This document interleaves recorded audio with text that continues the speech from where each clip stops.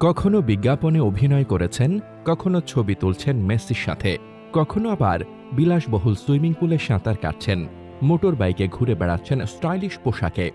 শোনার পর মনে হতে পারে তিনি কোনো সুপারস্টার, না হয় ইনস্টাগ্রামের কোনো ইনফ্লুয়েন্সার। কিন্তু না, এই মানুষটি আর কেউ নন, পবিত্র কাবা শরীফের সাবেক ইমাম শায়খ আদেল আল কালবানি। একসময় যার কণ্ঠে কুরআনের তেলাওয়াতে আবেগে ভাসত লাখো মুসল্লি, আজ তাকেই ঘিরে চরম বিতর্ক। তার লাইফস্টাইল আর কিছু শরীয়ত বিরোধী মতামতের জন্য অনেকে তাকে ধর্মচ্যুত বলতেও দ্বিধা করছেন না। কে এই কালবানি, কিভাবে পেলেন কাবার ইমামতি সুযোগ, আর কেনই বা আজ এত সমালোচনার মুখে তিনি? ১৯৫৯ সালের ৩রা এপ্রিল সৌদি আরবের রিয়াদে জন্ম তার। বাবা মা ছিলেন আমিরাত থেকে আসা দরিদ্র অভিবাসী।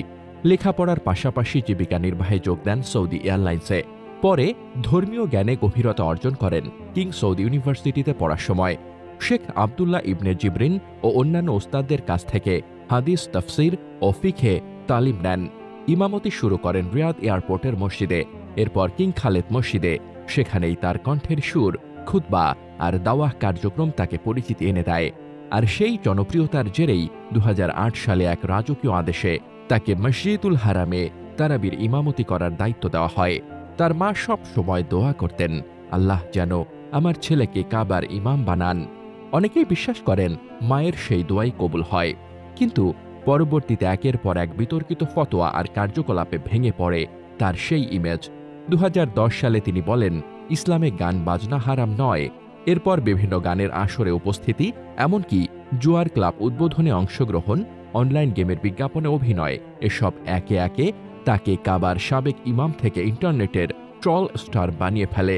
২০২১ সালে কম্ব্যাট ফিল্ড নামে এক ভিডিও গেমের বিজ্ঞাপনে সামরিক পোশাকে দেখা যায় তাকে, যেখানে যুদ্ধের নেতার ভূমিকায় অভিনয় করেন। সেই ভিডিও ভাইরাল হয়ে যায়। এক সময় যার তেলাওয়াতে মানুষ কেঁদে ফেলত, আজ তার জীবন দেখলে অনেকেই বলেন পথভ্রষ্ট হওয়া যে কত সহজ। কালবানি তার জীবন্ত প্রমাণ। আমাদের ভিডিওগুলো যদি ভালো লেগে থাকে তাহলে অবশ্যই আমাদের ইউটিউব চ্যানেলটি সাবস্ক্রাইব করুন, লাইক, কমেন্ট, শেয়ার করে ছড়িয়ে দেওয়ার অনুরোধ রইল। আর ফেসবুক অথবা টিকটকে দেখে থাকলে ফলো দিয়ে সাথেই থাকুন। আপনাদের ভালোবাসা ও সমর্থনই আমাদের অনুপ্রেরণা। ধন্যবাদ।